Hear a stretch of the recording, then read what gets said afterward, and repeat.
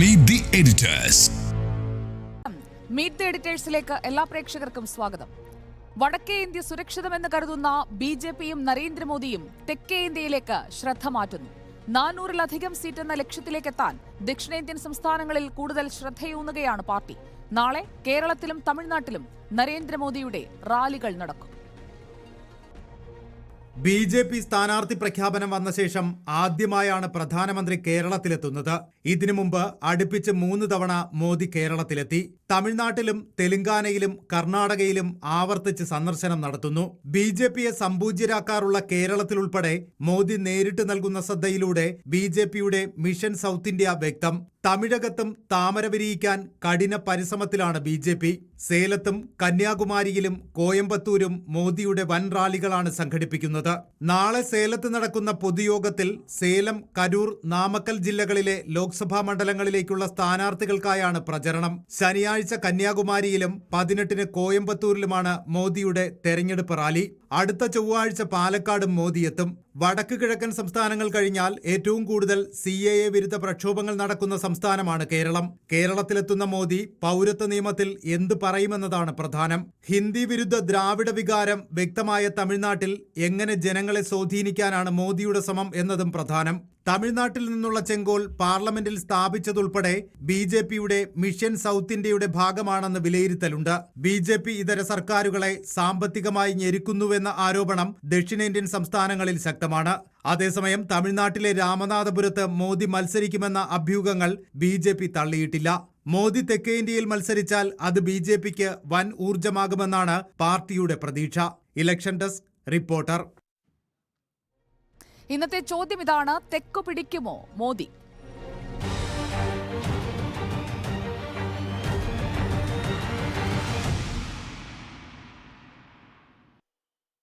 Consulting editor doctor Arunkumar നമുക്കൊപ്പം ഇത് എഡിറ്റേഴ്സിൽ തത്സമയം ചേരുന്നുണ്ട്. ഇടുക്കിയിൽ നിന്ന് ഡോക്ടർ അരുൺകുമാറും നമുക്കൊപ്പം തത്സമയം ഉണ്ടാകും. നമുക്ക് നികേഷ് സാറിൽ നിന്ന് തുടങ്ങാം അല്ലേ? ഇന്നൊരു ചേഞ്ച് ഉണ്ണിസാറിലും തുടങ്ങുമെന്നുള്ളൊരു ആകാംക്ഷ മാറ്റിവെച്ച് ഞാൻ. സാർ, തെക്കു പിടിക്കുമോ മോദി? എന്തെങ്കിലും സാധ്യതയുണ്ടോ? തെക്ക് പിടിക്കാൻ ഉള്ള പരിശ്രമത്തിലാണ് നരേന്ദ്രമോദി എന്ന് കൺസീഡ് ചെയ്യുന്നതിൽ എനിക്ക് ബുദ്ധിമുട്ടൊന്നുമില്ല. ഞാൻ നരേന്ദ്രമോദിയുടെ രാഷ്ട്രീയം ഫോളോ ചെയ്യുന്ന ഒരാളല്ല. പക്ഷേ എങ്കിൽ പോലും വളരെ ഒരു അധ്വാനം നമ്മളെല്ലാ വർക്കിലും നടത്തണമല്ലോ. ആ അധ്വാനം നരേന്ദ്രമോദി നടത്തുന്നുണ്ട് എന്നാണ് കാണേണ്ടത്. നോക്കൂ, ഇപ്പോൾ തെക്കടക്കമുള്ള സംസ്ഥാനങ്ങൾ 120 ലോക്സഭാ സീറ്റുകളുണ്ട് അവിടെ. കേരള, തമിഴ്നാട്, ആന്ധ്രാപ്രദേശ്, തെലങ്കാന, പഞ്ചാബ്, കശ്മീർ, മിസോറാം, നാഗാലാൻഡ്, ലക്ഷദ്വീപ്. ഇതാണ് ബി.ജെ.പിക്ക് യാതൊരു തരത്തിലും ഒരു സ്വാധീനവും ഇല്ലാത്ത സംസ്ഥാനങ്ങൾ. ഇവിടെ ഒന്നാമത്തെ സ്ഥാനത്തും രണ്ടാമത്തെ സ്ഥാനത്തും ബി.ജെ.പി അല്ല എന്നുള്ളതാണ് ഏറ്റവും പ്രധാനപ്പെട്ട കാര്യം. അവിടെ ആ 120 ലോക്സഭാ സീറ്റുകളിൽ 2019 ലോക്സഭാ തെരഞ്ഞെടുപ്പിൽ തന്നെ 6 സീറ്റുകൾ മാത്രമേ ബി.ജെ.പിക്ക് ലഭിച്ചിട്ടുള്ളൂ. അതിൽ തന്നെ തെലങ്കാനയിൽ 4 സീറ്റുകൾ 2019 ലോക്സഭാ തെരഞ്ഞെടുപ്പിൽ ലഭിച്ചിട്ടുണ്ട്. പഞ്ചാബിൽ 2 സീറ്റുകൾ ലഭിച്ചിട്ടുണ്ട്. നിലവിലുള്ള സ്ഥിതി അനുസരിച്ച് തെലങ്കാനയിൽ 4 സീറ്റുകൾ കിട്ടില്ല. കാരണം തെലങ്കാനയിൽ 2019 4 സീറ്റ് കിട്ടുമ്പോൾ ബി.ജെ.പി പ്രതീക്ഷിച്ചിരുന്നത് ഒരു ബംഗാൾ മോഡൽ കുതിച്ചുചാട്ടം തെലങ്കാനയിൽ ഉണ്ടാകുമെന്നുള്ളതാണ്. ഈ 4 സീറ്റ് തെലങ്കാനയിൽ 2019 ബി.ജെ.പി കിട്ടിയപ്പോൾ കോൺഗ്രസിന് എത്രയായിരുന്നു സീറ്റ് എന്നറിയാമോ? 2 സീറ്റ്. ആ 2 സീറ്റുള്ള കോൺഗ്രസ് 2023 നിയമസഭാ തെരഞ്ഞെടുപ്പിൽ കുതിച്ചുചാട്ടം നടത്തി 1-ാം നമ്പർ പാർട്ടിയായി. ഇപ്പോൾ യഥാർത്ഥത്തിൽ കോൺഗ്രസിനെ ദുർബലമാക്കി ബി.ജെ.പി കോൺഗ്രസിൻ്റെ സ്പേസ് പിടിക്കാനല്ല നോക്കുന്നത്, ഒപ്പം കൂടിയിരുന്ന BRSനെ ദുർബലമാക്കി BRSൻ്റെ സ്പേസ് പിടിക്കാനാണ് ശ്രമിക്കുന്നത്. എങ്കിൽ പോലും ഈ 4 സീറ്റ് അവിടെ പ്രവചിക്കപ്പെടുന്നില്ല എന്നുള്ളതാണ് നമ്മൾ പ്രധാനമായും കാണുന്നത്. പിന്നെ പഞ്ചാബിൽ വളരെ ആസൂത്രിതമായ വിധത്തിലാണ് ആം ആദ്മി പാർട്ടിയും കോൺഗ്രസും യോജിച്ച് നിൽക്കാതെ പരസ്പരം മത്സരിച്ച് ബി.ജെ.പിയെ 3-ാം ശക്തിയാക്കി മാറ്റുന്നത്. അവിടെ അകാലിദളിനെ ഒപ്പം കൂട്ടാനുള്ളൊരു ശ്രമം ബി.ജെ.പി നടത്തിയിരുന്നു. അപ്പോഴാണ് ഈ 2-ാം കർഷക സമരം വീണ്ടും വരുന്നത്.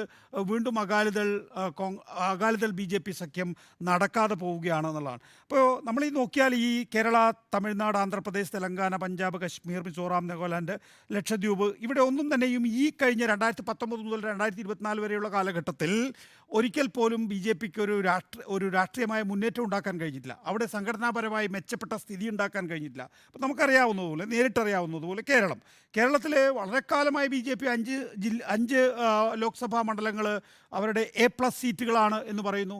സുരേഷ് ഗോപി എന്ന് പറയുന്ന ഒരു ഹ്യൂമൻ റിസോഴ്സിനെ തൃശ്ശൂരിൽ വളർത്തിയെടുക്കുന്നുണ്ട്.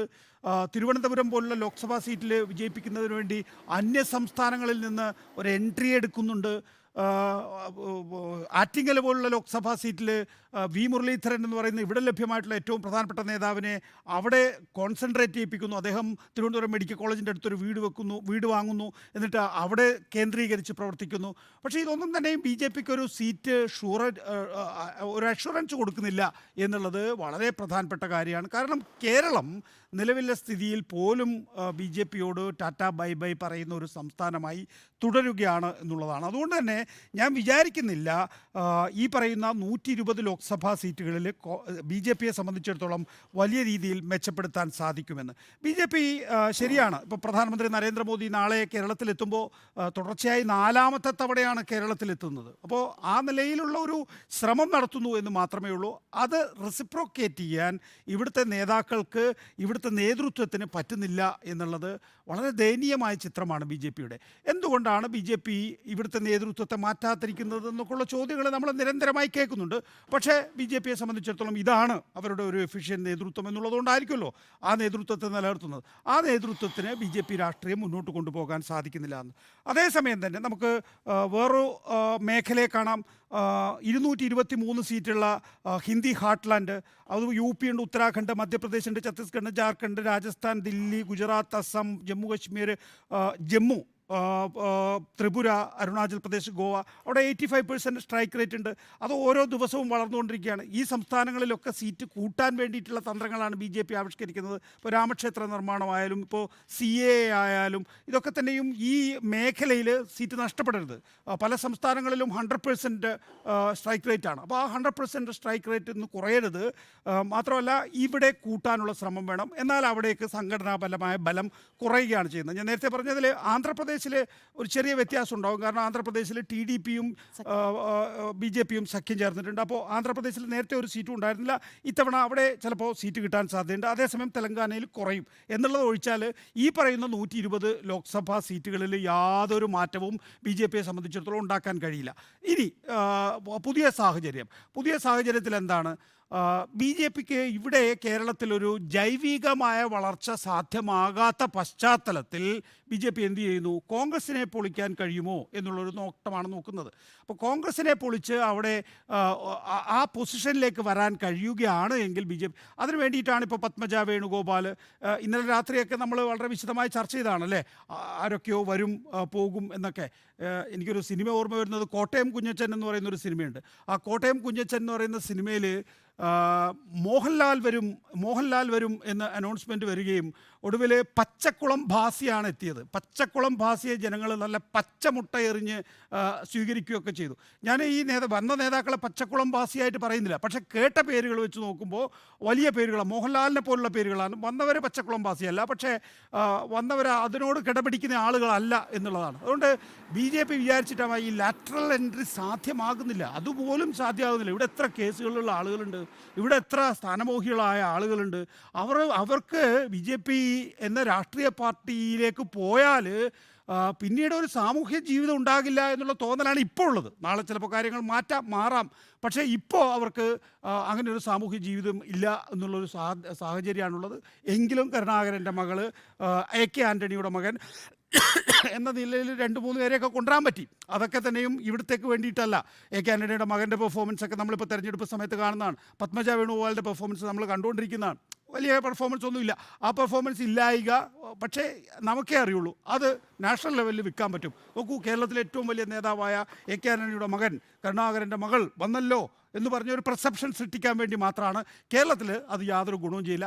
നരേന്ദ്രമോദി വന്നോട്ടെ, ഇവിടുന്ന് നല്ല ഭക്ഷണം കൊടുക്കാം, നമുക്ക് നല്ല രീതിയിൽ കരിക്ക് അദ്ദേഹത്തിന് വേണമെങ്കിൽ പാർസൽ പ്രത്യേക വിമാനത്തിൽ ഡൽഹിയിലേക്ക് കൊണ്ടുപോകാം, പക്ഷേ സീറ്റ് കിട്ടില്ല. ഡോക്ടർ അരുൺ പത്തനംതിട്ടയിലൂടെ യാത്ര ചെയ്തതാണ്, നേരിട്ട് പ്രതികരണങ്ങൾ അറിഞ്ഞതാണ്. തെക്കേ ഇന്ത്യ ലക്ഷ്യമിട്ടുള്ള റാലികൾ, പ്രചരണം അതിന് തുടക്കമിടുന്നത് കേരളത്തിൽ നിന്നാണ് പ്രധാനമായും. നാളെ പത്തനംതിട്ടയിലേക്ക് എത്തുന്നു, തെക്ക് പിടിക്കുമോ? ഞാൻ പത്തനംതിട്ടയിൽ നിന്ന് തുടങ്ങാം. പത്തനംതിട്ടയിൽ നമ്മൾ കുറേ മനുഷ്യരെ കണ്ടു 2 ദിവസമായി. അപ്പോൾ പത്തനംതിട്ടയിൽ ചില കാര്യങ്ങൾ സംഭവിക്കുന്നുണ്ട്. 35% ക്രിസ്ത്യൻ വോട്ടുണ്ട് പത്തനംതിട്ടയിൽ, 20% നായർ വോട്ടും. മൊത്തം നോക്കിയാൽ ഒരു 55% vote bank Christian Nair vote ബാങ്കിലിരിക്കുന്ന ഒരു കോൺസ്റ്റിറ്റ്യുവൻസിയാണ് പത്തനംതിട്ട. പത്തനംതിട്ടയിലെ മണിപ്പൂർ വിഷയമൊന്നും ഈ സഭാവിശ്വാസികൾക്കിടയിൽ ഭൂരിപക്ഷം ആളുകളെ അലട്ടുന്നതേയില്ല. നമ്മൾ പലരോടും ചോദിച്ചു, 10-9 പേർക്കും ആ വിഷയം ഒരു ഗോത്ര വിഷയമാണ് എന്ന രീതിയിലും BJPക്ക് അതിൽ റോളില്ല എന്ന നിലപാടുമാണ് എടുത്തിരിക്കുന്നത്. CA വിഷയത്തിലടക്കം എന്നാൽ വ്യക്തമായ നിലപാട് പത്തനംതിട്ടയിലെ പല സഭാവിശ്വാസികൾക്കും ഉള്ളതായിട്ട് നമ്മൾ കാണുന്നുണ്ട്. ഒരു കാര്യം പത്തനംതിട്ടയിൽ സംഭവിക്കുന്നുണ്ട്. അനിൽ ആൻ്റണിയുടെ ഒരു ക്രൗഡ് പുള്ളർ അല്ല, ഒരു മാസ് പൊളിറ്റിക്കൽ ലീഡർ അല്ല എന്നൊക്കെ സമ്മതിക്കുമ്പോഴും അനിൽ ആൻ്റണിയും ഡൽഹിയും സഭയും തമ്മിലുള്ള ഒരു ലിങ്ക് അത് കാണാതെ പോകാൻ പാടില്ല. അതുകൊണ്ട് തന്നെയാണ് പത്തനംതിട്ടയിൽ നിന്ന് റാലി തുടങ്ങുമ്പോൾ നരേന്ദ്രമോദി എന്താണ് ഉദ്ദേശിക്കുന്നത്? ഒരു പക്ഷേ ദേശീയ നേതൃത്വം കണക്ക് കൂട്ടുന്നത് കഴിഞ്ഞ തവണ K. സുരേന്ദ്രൻ നേടിയതിലും അധികം വോട്ടുകൾ ഇത്തവണ അനിൽ ആൻ്റണി നേടിയാലും അത്ഭുതപ്പെടാനില്ല എന്നാണ്. ഗ്രൗണ്ട് വർക്കിൽ BJPയുടെ അണികളോട് ചോദിക്കുമ്പോൾ BJP പ്രവർത്തകരും അനിൽ ആൻ്റണിയുടെ ഒരു വ്യക്തിപ്രഭാവത്തെ മറികടന്ന് അനിൽ ആൻ്റണിയുടെ സഭാ നേതൃത്വത്തിൻ്റെ പിന്തുണ അവരെ സംബന്ധിച്ച് വലിയ ആത്മവിശ്വാസം നൽകുന്നുണ്ട്. ഇവിടെയാണ് പത്തനംതിട്ടയിലേക്ക് നരേന്ദ്രമോദി നാളെ എത്തുന്നത്. അത് പത്തനംതിട്ടയിലെ മാത്രമല്ല, പത്തനംതിട്ടയിലെത്തി അതിനുശേഷം പിന്നീട് പാലക്കാട് പോകുന്നു, തമിഴ്നാട് 3 ഇടങ്ങളിൽ പ്രചരണം നടത്തുന്നു, ആന്ധ്രാപ്രദേശിൽ 2 പ്രചരണം നടത്തുന്നു, തെലങ്കാനയിൽ 3 ഇടങ്ങളിൽ പ്രചരണം നടത്തുന്നു. ഈ സംസ്ഥാനങ്ങളൊക്കെ കൂടി ഒന്ന് നോക്കിക്കഴിഞ്ഞാൽ കർണാടകയടക്കം ദക്ഷിണേന്ത്യയിൽ മാത്രം 127 സീറ്റുകളാണ്, ലോക്സഭാ സീറ്റുകളാണുള്ളത്. ഇതിൽ BJPയുടെ 370 എന്നതാണ് അവരുടെ ഒരു മാന്ത്രിക സംഖ്യ. ഇത്തവണ അവർ സ്വപ്നം കാണുന്നത് ഒറ്റയ്ക്ക് 370, NDAക്ക് 400 കടക്കണമെങ്കിൽ. ആ 370 കിട്ടണമെങ്കിൽ സൗത്ത് ഇന്ത്യയിൽ നിന്ന് മാത്രം 84 സീറ്റുകൾ പിടിക്കണം ഈ BJP ഒറ്റയ്ക്ക്. നിലവിൽ BJPക്ക് എത്ര സീറ്റുണ്ട്? കർണാടകയിൽ 25, തെലങ്കാനയിൽ 4, രണ്ടും കൂടെ കൂട്ടിയാൽ 29. 29ൽ നിന്ന് 84ലേക്ക് സീറ്റ് വിഹിതം വർദ്ധിപ്പിക്കണം. NDAയുടെ അല്ല, BJPയുടെ മാത്രം. ഇനി NDAയുടെ കാര്യത്തിലേക്ക് വന്നാൽ ഇത് ഇത്തരം സംസ്ഥാനങ്ങളിൽ ഇത് മാത്രം ഒരു 120ഓളം സീറ്റുകളിലേക്ക് അത് വർദ്ധിപ്പിക്കണം. ആന്ധ്രാപ്രദേശിൽ കാര്യങ്ങൾ ഏറെക്കുറെ സേഫാണെന്ന് അവർ കരുതുന്നു. കാരണം YSRCPയും TDPയും JSPയും BJPയുമായി സഖ്യത്തിലോ അല്ലെങ്കിൽ BJPക്ക് പിന്തുണയോ നൽകുന്നുണ്ട്. ജഗൻമോഹൻ റെഡ്ഡി BJPക്ക് പിന്തുണ നൽകുന്നു. JSPയും TDPയും BJPയും തമ്മിൽ അലയൻസിലുമാണ്. അവിടെ BJP ഒറ്റയ്ക്ക് 6 ഇടങ്ങളിൽ മത്സരിക്കുന്നു, TDP 17 ഇടങ്ങളിൽ മത്സരിക്കുന്നു, 2 ഇടങ്ങളിൽ JSP. 22 സീറ്റുകളാണ് നിലവിൽ ജഗൻമോഹൻ റെഡ്ഡിക്കുള്ളത്. അപ്പോൾ ആന്ധ്രാപ്രദേശിൽ കോൺഗ്രസിൻ്റെ സീറ്റ് പരമാവധി കുറച്ചാൽ ബാക്കി സീറ്റുകൾ സ്വാഭാവികമായും NDA മുന്നണിയിലേക്ക് വരും. തെലങ്കാനയിൽ കഴിഞ്ഞ തവണ 4 സീറ്റ് നേടി, ഇത്തവണ 8-10 സീറ്റുകൾ നേടുക എന്നതാണ് അവരുടെ ലക്ഷ്യം. അതുകൊണ്ടാണ് 3 സന്ദർശനമാണ് നരേന്ദ്രമോദിയുടെ തെലങ്കാനയിൽ മാത്രം ഷെഡ്യൂൾ ചെയ്തിരിക്കുന്നത്. ആന്ധ്രയിൽ 2 മാത്രമേ ഉള്ളൂ എന്ന് ഓർമ്മിക്കണം. അപ്പോൾ ഈ 2 ഇടങ്ങളിൽ നിന്നുള്ള 42 സീറ്റുകളിൽ നിന്ന് 28 സീറ്റുകൾ കിട്ടുക എന്നതാണ് NDA സംബന്ധിച്ചുള്ളൊരു പ്രധാനപ്പെട്ട ടാർജറ്റ്. ഒപ്പം കർണാടക 25 കിട്ടിയാൽ അത്രയും സേഫായി. ബാക്കി അവശേഷിക്കുന്നത് തമിഴ്നാട്. ഈ തമിഴ്നാട്ടിൽ എങ്ങനെയാണ് BJPക്ക് അക്കൗണ്ട് തുറക്കാൻ കഴിയുക എന്ന് ഇനിയും നമുക്ക് വ്യക്തമല്ല. അവരുടെ സ്ട്രാറ്റജി ക്ലിയർ അല്ല. ഉണ്ടായിരുന്ന സ്ട്രാറ്റജികളെല്ലാം രവി ഉപയോഗിച്ചുള്ള സ്ട്രാറ്റജി പരാജയപ്പെട്ടു, സനാതനധർമ്മ സ്ട്രാറ്റജി പരാജയപ്പെട്ടു. ഇതൊന്നും കാര്യമായ ചലനമുണ്ടാക്കിയിട്ടില്ല BJPയിൽ എന്നാണ് ഞാൻ മനസ്സിലാക്കുന്നത്. ഇനി എങ്ങനെയാണ് സീൻ മാറുക? രാമനാഥ്പുരത്ത് നരേന്ദ്രമോദി മത്സരിക്കാൻ എത്തിയാൽ ഒരു പക്ഷേ ഇക്വേഷൻസിൽ ചേഞ്ച് ഉണ്ടാകാമെന്ന് കരുതുന്നു BJP. അതുകൊണ്ട് തന്നെ രാമനാഥപുരത്തെ നരേന്ദ്രമോദിയുടെ സ്ഥാനാർത്ഥിത്വം ഇപ്പോഴും കേന്ദ്ര നേതൃത്വം തള്ളിയിട്ടില്ല. അപ്പോൾ കണക്കുകളിലാണ് BJP കണ്ണുവയ്ക്കുന്നത്. ഒപ്പം സോഷ്യൽ എഞ്ചിനീയറിംഗ് കേരളത്തിലും കണ്ണുവയ്ക്കുന്നുണ്ട്. പത്തനംതിട്ടയിലടക്കം ഈ സഭാവിശ്വാസികൾക്കിടയിൽ വർദ്ധിച്ചു വരുന്ന BJP താല്പര്യം എന്നുള്ളത് നമ്മൾ എഴുതിത്തള്ളാൻ പറ്റാത്തതാണ്. അതേതെങ്കിലും തരത്തിൽ ചർച്ച് ബില്ലിൻ്റെ പേരിൽ സംസ്ഥാന സർക്കാരിനെതിരായിട്ടുള്ള വികാരം UDFിലേക്ക് പൂർണ്ണമായും പോകുമെന്നുള്ളത് പത്തനംതിട്ടയിൽ ഒരു റൗണ്ട് നടക്കുമ്പോൾ നമുക്ക് അത് ശരിയല്ല എന്ന് ബോധ്യപ്പെടുന്നത് കൂടിയാണ്. അതുകൊണ്ട് പത്തനംതിട്ട തിരഞ്ഞെടുത്തു എന്നുള്ളതിന് വളരെ വലിയ പ്രാധാന്യമുണ്ട്. അതുകൊണ്ട് കേരളത്തിലൊരു പുതിയ ഇക്വേഷൻസിന് അവർ ശ്രമിക്കുകയാണ്. പല ആളുകളും നമ്മൾ ഈ CA വിഷയത്തിലടക്കമുള്ള കാര്യങ്ങൾ എടുക്കുമ്പോൾ അവിടെ ക്രിസ്ത്യൻ കമ്മ്യൂണിറ്റി വളരെ കംഫർട്ടബിൾ ആണ് ഈ പൊസിഷനോട്. അതേസമയം മണിപ്പൂരിലെ വിഷയം അവരെ ഏശിയിട്ടുമില്ല. അതിനും അപ്പുറത്തേക്ക് ചില താല്പര്യങ്ങൾ പ്രകടമായി കാരണമാണ് ആ എഞ്ചിനീയറിംഗ് പ്രോസസ്സ് അവിടെ ക്ലിയറായി നടന്നിരുന്നു എന്നാണ് ഞാൻ മനസ്സിലാക്കുന്നത്. അതുകൊണ്ട് തെക്ക് പിടിക്കുമോ എന്ന കാര്യത്തിൽ തെക്ക് പിടിക്കാനുള്ള ശ്രമമുണ്ട്, പക്ഷേ തെക്ക് പിടിക്കുക അത്ര സാധ്യമല്ല. ഞാൻ നേരത്തെ പറഞ്ഞ കണക്ക് പ്രകാരം കഴിഞ്ഞ തവണ ലഭിച്ച 29 സീറ്റിൽ നിന്ന് 2-3 സീറ്റുകൾ പരമാവധി കിട്ടിയേക്കാം. അത് ആന്ധ്രാപ്രദേശിൽ നിന്ന് കിട്ടുന്ന സീറ്റാണ്. കേരളത്തിൽ UDF-ന്റെ MP-മാർ BJP-യിലേക്ക് പോകാത്ത പക്ഷം ഒരു അക്കൗണ്ടും BJP-ക്ക് ഓപ്പൺ ചെയ്യാനും കഴിയില്ല എന്ന് തന്നെയാണ് എൻ്റെ നിലപാട്. ഓക്കെ, ഉണ്ണി സാർ. നോക്കൂ, ഇപ്പം 2024 പ്രധാനമന്ത്രി നരേന്ദ്രമോദിയുടെ തെരഞ്ഞെടുപ്പ് പ്രചാരണ പരിപാടി യഥാർത്ഥത്തിൽ ആരംഭിക്കാൻ പോകുന്നത് നാളെയാണ് എന്ന് നമുക്ക് പറയാം. കാരണം അത് തെക്കേ ഇന്ത്യയിൽ നിന്നായിരിക്കുന്നു, കേരളത്തിൽ നിന്നായിരിക്കുന്നു. ആദ്യമായിട്ടാണ് ഒരു സ്ഥാനാർത്ഥിയുടെ മണ്ഡലത്തിൽ നിന്ന് മോഡി പ്രചാരണത്തിന് തുടക്കമിടുന്നത്. അത് കേരളത്തിൽ നിന്നാകുന്നു എന്ന് പറയുന്നതും തെക്കേ ഇന്ത്യയിൽ നിന്നാകുന്നു എന്ന് പറയുന്നതും യാദൃശ്യമല്ല. നോക്കൂ, നമ്മൾ പറയാറുണ്ട് വടക്കേ ഇന്ത്യ BJP-യെ സംബന്ധിച്ച് NDA-യെ സംബന്ധിച്ച് വളരെ സേഫാണ് എന്ന് പറയാറുണ്ട്. എന്നാൽ ഇക്കുറി അങ്ങനെ ആയിരിക്കില്ല എന്നെനിക്ക് ഉത്തമ വിശ്വാസമുണ്ട്. അതിൻ്റെ കാരണം നോക്കൂ, ഇപ്പോൾ രാജസ്ഥാനിൽ ആകെ എത്ര സീറ്റാണ് ഉള്ളത്? രാജസ്ഥാനിൽ ആകെ ഉള്ളത് 25 സീറ്റാണ്. അതിൽ 24 സീറ്റും BJP-ക്കാണ്. അപ്പം അവിടെ ഒരു സീറ്റാണ് കോൺഗ്രസിനുള്ളത്. അവിടെ എങ്ങനെയാണ് BJP ഇനി ഇമ്പ്രൂവ് ചെയ്യാൻ പോകുന്നത്? BJP-ക്ക് അവിടെ സീറ്റ് കുറയാൻ 25 മധ്യപ്രദേശിലാണ് ചിന്ദ്വാര മാത്രമാണ്. മധ്യപ്രദേശിലാണ് ഒരു സീറ്റ് കമൽനാഥിൻ്റെ, ശരിയാണ്. 25 സീറ്റും ലഭിച്ചിരിക്കുന്നത് രാജസ്ഥാനിൽ BJP-ക്കാണ്. BJP പിന്നെ ടാലി അവിടെ നിലനിർത്തുമെന്ന് ഞാൻ പ്രതീക്ഷിക്കുന്നതേയില്ല. രണ്ടാമത് വന്നാൽ മധ്യപ്രദേശിൽ 29 സീറ്റുണ്ട്. അതിൽ 28 സീറ്റും BJP-ക്കാണ്. ഒരു സീറ്റ് മാത്രമാണ് കോൺഗ്രസിനുള്ളത്. ആ 28 സീറ്റിലെ വിജയം ആവർത്തിക്കും എന്ന് ഞാൻ വിചാരിക്കുന്നില്ല. അതേപോലെ തന്നെയാണ് ഛത്തീസ്ഗഡിൽ മൊത്തം 11 സീറ്റുണ്ട്. അതിൽ 9 സീറ്റ് BJP-ക്കാണ്. 2 സീറ്റ് മാത്രമാണ് കോൺഗ്രസിനുള്ളത്. അവിടെയൊക്കെ എന്ത് ഇമ്പ്രൂവ് ചെയ്യാനാണ് BJP-ക്കുള്ളത്? BJP-ക്ക് നഷ്ടപ്പെടാനാണുള്ളത്.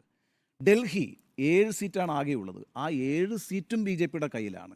ഇപ്പോൾ അവിടുത്തെ സ്ഥിതി എന്താ? ഡൽഹിയിൽ ആം ആദ്മി പാർട്ടിയും അതുപോലെ തന്നെ കോൺഗ്രസും കൂടി ഒന്നിച്ചിരിക്കുകയാണ്. കഴിഞ്ഞ പ്രാവശ്യം കോൺഗ്രസ് ആയിരുന്നു അവിടെ 2ാം സ്ഥാനത്ത്. അപ്പോൾ ഈ 2 പാർട്ടികളും കൂടി ഒന്നിക്കുമ്പോൾ അവിടുത്തെ സ്ഥിതി പ്രവചനാതീതമാണ്. പഴയ റിസൾട്ട് ഉണ്ടാക്കാൻ BJP-ക്ക് കഴിയില്ല.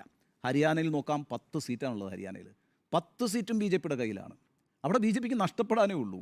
അവിടെയും ആം ആദ്മി പാർട്ടിയും കോൺഗ്രസും യോജിച്ചാണ് മത്സരിക്കുന്നത്. അവിടെ സീറ്റ് നഷ്ടം വരാൻ പോവുകയാണ്. ഗുജറാത്തിൽ എന്താ സ്ഥിതി? 26 സീറ്റാണ് ഉള്ളത്. 26 സീറ്റും BJP-യുടെ കയ്യിലാണ്. ബീഹാറിൽ എന്താ സ്ഥിതി? 40 സീറ്റാണ് ഉള്ളത്.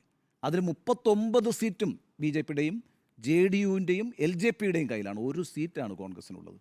ഇങ്ങനെ നോക്കുമ്പോൾ വടക്കേ ഇന്ത്യയിൽ നിന്ന് BJP-ക്ക് സമാഹരിക്കാൻ കഴിയുന്ന പരമാവധി സീറ്റുകൾ 2019 കിട്ടിയിട്ടുണ്ട്. എന്നാൽ ഉത്തർപ്രദേശ് 62 സീറ്റാണ് BJP-ക്ക് കഴിഞ്ഞ പ്രാവശ്യം കിട്ടിയത്. ഒന്ന് ആലോചിക്കണം, അന്ന് അവിടെ ഇന്ത്യ സഖ്യമില്ല. സമാജ്വാദി പാർട്ടിയും BSP-യും തമ്മിലാണ് സഖ്യം. അവർ 15 സീറ്റ് പിടിച്ചിട്ടുണ്ട്. കോൺഗ്രസിന് ഒരു സീറ്റുണ്ട്. റായ്ബറയിൽ നിന്ന് സോണിയാഗാന്ധി മത്സരിച്ചു. അപ്നാദലിനാണ് പിന്നെ 2 സീറ്റുള്ളത്. ബാക്കി 62 സീറ്റും BJP-യുടെ കയ്യിലാണ് ഉള്ളത്. അത് ആ തെരഞ്ഞെടുപ്പ് നിങ്ങൾ ആലോചിക്കേണ്ടത് ബാലാക്കോട്ടിനും പിന്നെ പുൽവാമയ്ക്കും ശേഷം നടന്ന തെരഞ്ഞെടുപ്പാണ്. അതിനു മുമ്പ് മുസാഫർ നഗറിൽ വലിയ കലാപം ഉണ്ടാക്കിക്കൊണ്ടാണ് 70 മുകളിൽ സീറ്റ് 2014 BJP നേടിയത്. പക്ഷേ ആഫ്റ്റർ ബാലാക്കോട്ട് ആ സംഭവം, ആ ദേശീയതയും ആ ദേശീയ വികാരവും ഒന്നും അവിടെ വർക്ക് ചെയ്തിട്ടില്ല. ഇപ്രാവശ്യം അത്ര ശക്തമായി ഈ 62 സീറ്റ് എന്നുള്ള വിജയം BJP-ക്ക് നേടാൻ കഴിയില്ല. അതിൻ്റെ പ്രധാനപ്പെട്ട കാരണം യോഗി ആദിത്യനാഥ് തന്നെ അതിശക്തമായൊരു കേന്ദ്രത്തിൽ BJP സർക്കാർ ഉണ്ടാവണമെന്ന് ആഗ്രഹിക്കുന്നില്ല. അതിൻ്റെ കാരണം അങ്ങനെ വന്നു കഴിഞ്ഞാൽ പിന്നെ അമിത്ഷാ വളരെ ശക്തനാവുകയാണ്. യോഗി ആദിത്യനാഥ് അദ്ദേഹത്തെ കാണുന്നത് ഇന്ത്യയുടെ ഫ്യൂച്ചർ പ്രൈം മിനിസ്റ്ററായിട്ടാണ്. അപ്പോൾ ആ അർത്ഥത്തിൽ വലിയ പിന്നെ പോരുകൾ അതിനുള്ളിലൊക്കെ നടക്കുന്നുണ്ട്. മഹാരാഷ്ട്രയിലേക്ക് വന്നാലോ, കഴിഞ്ഞ പ്രാവശ്യം 23 സീറ്റ് UPA-ക്കുണ്ട് അവിടെ. ശിവസേനയും NCP-യും പിന്നെ ചേർന്നിട്ടുള്ള മുന്നണിക്ക്, കോൺഗ്രസും ചേർന്നിട്ടുള്ള മുന്നണിക്ക് 23 സീറ്റുണ്ട്. 23 സീറ്റാണ് BJP-ക്കുള്ളത്. അത്രയും സീറ്റ് പോലും അവിടെ ലഭിക്കില്ല. ബീഹാറിൽ ഇപ്രാവശ്യം നോക്കിയോ, വലിയ തിരിച്ചടിയായിരിക്കും NDA മുന്നണിക്കുള്ളത്. അതുകൊണ്ട് നമ്മൾ വടക്കേ ഇന്ത്യ BJP-യെ സംബന്ധിച്ച് ഇക്കുറി സേഫാണ് എന്ന് പറയുന്നതിൽ അർത്ഥമില്ല. കാരണം അവിടെ വലിയ ലോസാണ് ഉണ്ടാകാൻ പോകുന്നത്. അതിൻ്റെ ഒരു കാരണം, അത് വ്യക്തമായി ബോധ്യപ്പെട്ടുള്ള BJP-യുടെ ഒരു തീരുമാനം എന്താണെന്നറിയോ? കഴിഞ്ഞ പ്രാവശ്യം 165 സീറ്റുകളിൽ 2ാം സ്ഥാനത്തെത്തിയിട്ടുണ്ട് BJP. ആ സീറ്റുകളെല്ലാം ഇപ്രാവശ്യം പിടിക്കണമെന്നാണ് BJP ശ്രമിക്കുന്നത്. അതിനാണ് കാരണം എന്താണ്? ഭയങ്കരമായ ആൻറ്റി ഇൻകംബൻസി BJP-യുടെ എക്സിസ്റ്റിംഗ് MP-മാർക്കുണ്ട്. അവരൊക്കെ തോറ്റുപോവുകയും ഭൂരിഭാഗം ആളുകൾക്കും നല്ലൊരു ശതമാനം ആളുകൾക്ക് സീറ്റ് കൊടുത്തിട്ടില്ല. പല ആളുകളും തോക്കാൻ സാധ്യതയുണ്ട്. അതുകൊണ്ട് കഴിഞ്ഞ പ്രാവശ്യം 2ാം സ്ഥാനത്തെത്തിയിരിക്കുന്ന സീറ്റുകളിലെല്ലാം വിജയിക്കുക എന്നൊരു സ്ട്രാറ്റജി കൂടി അവരെടുത്തിട്ടുണ്ട്. ആ അർത്ഥത്തിൽ നോർത്ത് ഇന്ത്യയെ സംബന്ധിച്ചിടത്തോളം BJP അങ്ങനെ സേഫാണ് എന്ന് ഞാൻ കരുതുന്നില്ല. അതിൻ്റെ കണക്കുകളാണ് ഞാൻ ഈ വിശദീകരിച്ചത്. ഇനി ഒരു സീറ്റ് പോലും അവിടെ കൂടുതൽ കിട്ടാനില്ല, എല്ലായിടത്തും നഷ്ടപ്പെടാനേ ഉള്ളൂ എന്നാണ് ഞാൻ പറയുന്നത്. എന്നാൽ തെക്കേ ഇന്ത്യയിലത്തെ സ്ഥിതി എന്താ? ഇപ്പോൾ ഇവിടെ പറഞ്ഞ കണക്ക് ആന്ധ്രാപ്രദേശ്, കർണാടക, തെലുങ്കാന, തമിഴ്നാട്, കേരളം, പുതുച്ചേരി 6 സംസ്ഥാനങ്ങളാണ്. 5 സംസ്ഥാനങ്ങളും ഒരു കേന്ദ്രഭരണ പ്രദേശവുമാണ് ഈ തെക്കേ ഇന്ത്യ എന്ന് പറയുന്നത്. അങ്ങനെ മൊത്തം 130 സീറ്റുണ്ട് തെക്കേ ഇന്ത്യയിൽ. ഈ 130 സീറ്റിൽ എത്ര സീറ്റാണ് BJPക്ക് ഉള്ളത്? കർണാടകത്തിൽ സുമലതയടക്കം 26 സീറ്റുണ്ട്. 4 സീറ്റ് നേരത്തെ നികേഷ് പറഞ്ഞ അടക്കം തെലങ്കാനയിലുണ്ട്, 30 സീറ്റാണ് ഉള്ളത്. ബാക്കി ആന്ധ്രാപ്രദേശിൽ ഒറ്റ സീറ്റില്ല, YSRCPക്കാണ്. അവിടെ 25 സീറ്റുണ്ട്, അതിൽ 22 സീറ്റും YSRCPക്കാണ്, 3 സീറ്റ് TDPക്കാണ്. തമിഴ്നാട്ടിൽ 39 സീറ്റുണ്ട്, ആ 39 സീറ്റ് 40 സീറ്റുണ്ട്, അതിൽ 39 സീറ്റും പിന്നെ DMK മുന്നണിക്കാണ്. 8 സീറ്റുണ്ട് കോൺഗ്രസിന്, 1 സീറ്റ് ADMKക്കുണ്ട്. പുതുച്ചേരി 1 സീറ്റാവുള്ളത്, അത് കോൺഗ്രസിൻ്റെ ഇടയില്ല. പിന്നെ ഉള്ളത് കേരളമാണ്, 20 സീറ്റും, അതിനകത്ത് 18 UDFനും 2 LDFനുമാണ്. അപ്പോൾ ഇങ്ങനെ നോക്കുമ്പം ആന്ധ്രാപ്രദേശ്, തമിഴ്നാട്, കേരളം, ഈ 3 സംസ്ഥാനങ്ങളിലായിട്ട് 85 സീറ്റുണ്ട്. ഈ 85 സീറ്റിൽ 1 സീറ്റ് പോലും BJPക്കില്ല.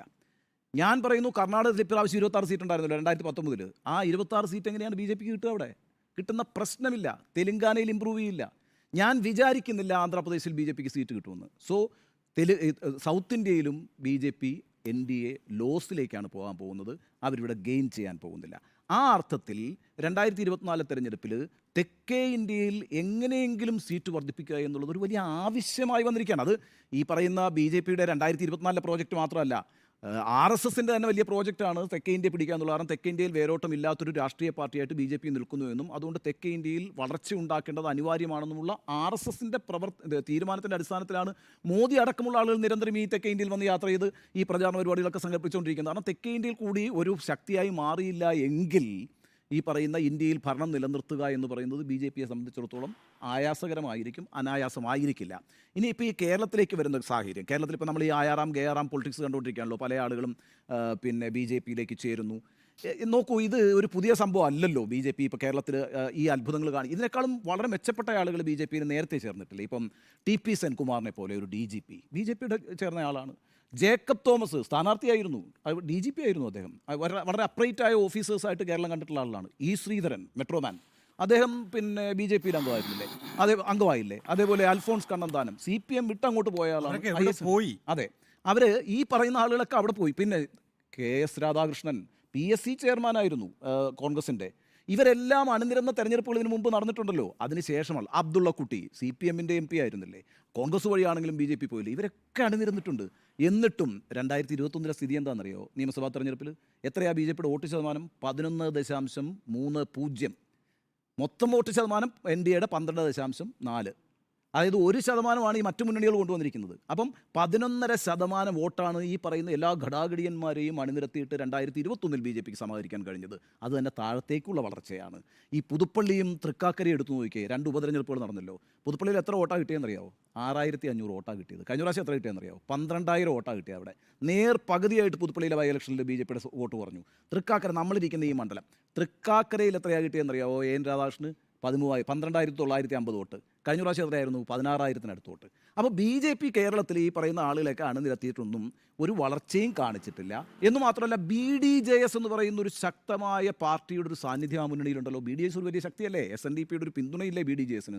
ഈ BDJSൻ്റെ ശാഖകളിലൂടെയൊക്കെ കടന്നാണല്ലോ കഴിഞ്ഞ പ്രാവശ്യത്തെ പ്രചാരണം മുഴുവൻ നടന്നത്. അവരെയൊക്കെ ഇറക്കിയിരുന്നല്ലോ. എത്ര ശതമാനം വോട്ടുണ്ട് ഇപ്പോൾ BDJSന്? BDJSന് എവിടെയെങ്കിലും ഒരു വളർച്ച കാണിക്കാൻ 2019 2021 കഴിഞ്ഞിട്ടുണ്ടോ? തളരുകയല്ലേ ആ പ്രസ്ഥാനം. അപ്പം NDA എന്ന് പറയുന്നത് കേരളത്തിൽ തളർച്ച കാണിച്ചുകൊണ്ടിരിക്കുന്ന, വളർച്ച കാണിക്കാത്തൊരു മുന്നണിയാണ്. BJPയും അങ്ങനെ തന്നെയാണ്. അതുകൊണ്ട് ഈ പറയുന്ന അനിൽ ആൻ്റണിയോ പത്മജ വേണുഗോപാലോ അല്ലെങ്കിൽ തമ്പാനൂർ സതീഷോ പത്മിനി തോമസോ ഒക്കെ വന്നതുകൊണ്ട് ഒരു മാറ്റവും ഉണ്ടാക്കും, ഒരു ഇമ്പാക്റ്റും ഉണ്ടാക്കുമെന്ന് ഞാൻ വിചാരിക്കുന്നത്. കാരണം അവരെക്കാൾ ഗംഭീരന്മാരായിട്ടുള്ള ആളുകളായിരുന്നു PT Usha, TP Senkumar, Jacob Thomas, ഈ മെട്രോമാനായിട്ടുള്ള ശ്രീധരൻ, അൽഫോൺസ് കണ്ണന്താനം, ഇങ്ങനെ വലിയ പബ്ലിക് ഇമേജുള്ള ആളുകൾ വന്നിട്ട് എന്തൊക്കെ പറഞ്ഞാലും KS രാധാകൃഷ്ണന് വലിയ ഇമേജ് ഉണ്ടായിരുന്നു കേരളത്തിൽ. ഒരു എഴുത്തുകാരൻ, പണ്ഡിതൻ, വൈസ് ചാൻസലർ എന്നൊക്കെയുള്ളതിലേക്ക് ഈ നിലയ്ക്കൊക്കെയുള്ള ആളുകൾ വന്നിട്ട് പോലും ഒരു ഇഫക്റ്റും ഉണ്ടാക്കാത്തടത്താണ് പത്മിനി തോമസും തമ്പാനൂർ സതീഷും ഒക്കെ വരുന്നത്. ഇനി ആരൊക്കെയോ വരാനിരിക്കുന്നു എന്ന് പറയുന്നു, എനിക്കറിയില്ല. ഞാൻ കൺക്ലൂഡ് ചെയ്യുന്നത് വടക്കേ ഇന്ത്യ വലിയ സുരക്ഷിതമാണ് BJPയെ സംബന്ധിച്ചിടത്തോളം എന്ന് ഞാൻ വിചാരിക്കുന്നില്ല. കണക്കുകൾ അത് സപ്പോർട്ട് ചെയ്യുന്നില്ല. അവിടെ തളർച്ചയാണ് ഉണ്ടാകാൻ പോകുന്നത്. തെക്കേ ഇന്ത്യയിൽ നിന്ന് നേട്ടമുണ്ടാക്കാനുള്ള ഫ്രാൻറ്റിക്കായ ശ്രമത്തിലാണ് BJP. എന്നാൽ തെക്കേ ഇന്ത്യയിലും അവരുടെ സീറ്റ് കുറയുകയാണ് ചെയ്യുക. ഇപ്പോൾ വന്നിരിക്കുന്ന ഈ പറയുന്ന പല ആളുകളെയും അണിനിരത്തിക്കൊണ്ട് BJP ഇതാ വാതിലുകൾ തുറന്നിട്ടിരിക്കുന്നു, ഇവിടെ BJP വളരാൻ പോകുന്നു, പല ആളുകളും BJP ഒരു ലാവണമായും താവളമായും കാണുന്നു എന്നൊക്കെ വരുത്തി തീർക്കുമ്പോൾ ചെറിയ മീനുകളാണ് ആ വലയിൽ വീണുകൊണ്ടിരിക്കുന്നത്. അതൊരു ഇഫക്റ്റും ഉണ്ടാക്കാൻ പോകുന്നില്ല. ഇതാണ് എൻ്റെ ടേക്ക്. ഓക്കെ ഉണ്ണി സാർ, അങ്ങയോട് ഞാൻ പൂർണ്ണമായും വിയോജിക്കുകയാണ്. യോജിക്കണമല്ലോ. അതെ, തെക്ക് പിടിക്കുമോ മോദി എന്ന ചോദ്യത്തിന് തെക്ക് പിടിക്കുക തന്നെ ചെയ്യും 2024 എന്നുള്ളതാണ് എൻ്റെ മറുപടി. വിശദീകരണത്തിന് മുമ്പ് തന്നെ ഞാൻ ആ ഉറച്ച അഭിപ്രായം അങ്ങ് പറയുകയാണ്. അതിനുള്ള കാരണം, തെക്ക് പിടിക്കുക എന്നുള്ളത് ലക്ഷ്യം ഇന്നലെയോ മിനിഞ്ഞാന്നോ എടുത്തതല്ല.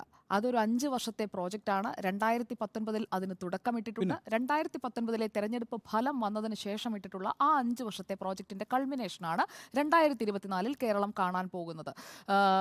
വോട്ട് പിടിക്കില്ല, കഴിഞ്ഞ തവണത്തേക്കാൾ വോട്ട് കുറയും എന്നൊക്കെ പറഞ്ഞിരിക്കുന്ന ഇടങ്ങളിലായിരിക്കും വോട്ട് ശതമാനം കൂടാൻ പോവുക. പിന്നെ ഇന്നത്തെ കോൺഗ്രസ് നാളത്തെ BJP എന്നുള്ളത് കേരളത്തിലും നടപ്പാകുമെന്ന് കണ്ടുകൊണ്ടിരിക്കുകയാണ്. വന്നത് ചെറുമീനുകളാണെന്ന് പറഞ്ഞാലും ചെറിയ മീനിൻ്റെ കറിക്കും രുചി കൂടും. ആ ചെറിയ മീനുകൾ വന്ന് അടിയുന്നത് എല്ലാം ക്ലാവ് പിടിച്ചതാണ്, അങ്ങനെയൊക്കെ പറഞ്ഞുകൊണ്ടിരിക്കുന്ന ആളുകളും ഒരു പക്ഷേ അടുത്ത ദിവസങ്ങളിലൊക്കെ BJPയിൽ വന്ന് ചേരേണ്ടതായ ഒരു സാഹചര്യം കേരളത്തിൽ ഉണ്ടാകാനും പോകും. നാളെ നരേന്ദ്രമോദി പത്തനംതിട്ടയിൽ വരുന്നതാണല്ലോ ഒരു ഹാപ്പനിങ് ആയി നമ്മുടെ മുന്നിലുള്ളത്.